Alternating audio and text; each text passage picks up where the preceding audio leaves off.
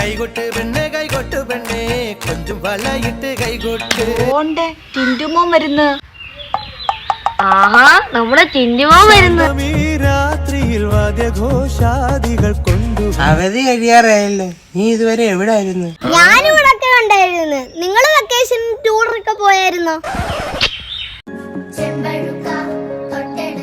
ഓ, അങ്ങനെ നമ്മുടെ സ്കൂൾ അങ്ങ് അടച്ച്.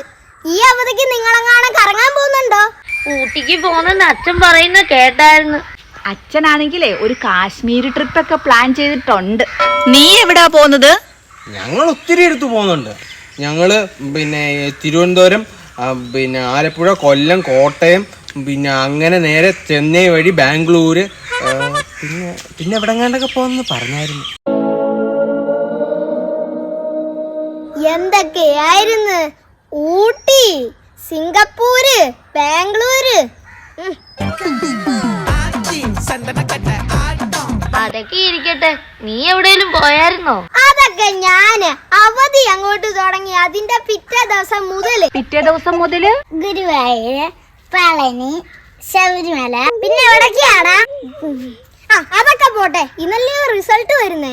ഈ പരീക്ഷയൊക്കെ ആരാ കണ്ടുപിടിച്ചേ?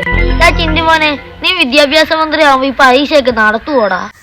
അതൊക്കെ ഞാൻ നടത്തും, പക്ഷെ പുതിയ രീതിയിലാണെന്നേ ഉള്ളൂ. അതേത് രീതിയാടാ? ഞാൻ മന്ത്രിയായ എക്സാം എല്ലാം 2020 മാർച്ച് പോലെ എപ്പ തീരുന്നു അപ്പൊ എല്ലാവർക്കും ഇറങ്ങി പോവാം. സമയമൊന്നുമില്ല.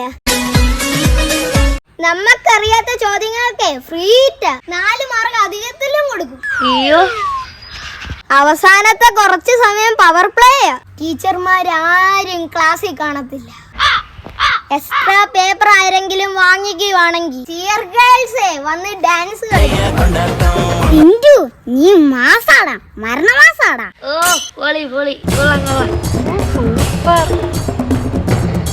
എടാ, ഇപ്പോഴാടാ ഓർത്തത്, നിന്റെ ക്ലാസ്സിലെ മാധവിന്റെ റിസൾട്ട് വന്ന്. അവൻ പൊട്ടിയടാ. പക്ഷെ നീ പേടിക്കണ്ട, നീ ജയിക്കുമായിരിക്കും. അവൻ പൊട്ടിയോ? എന്നാ ഞാൻ റിസൾട്ട് നോക്കാൻ പോകുന്നില്ല.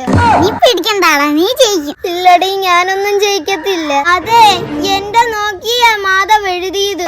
അപ്പൊ നീ പൊട്ടി. ഇതൊന്നും പറയണ്ടായിരുന്നു.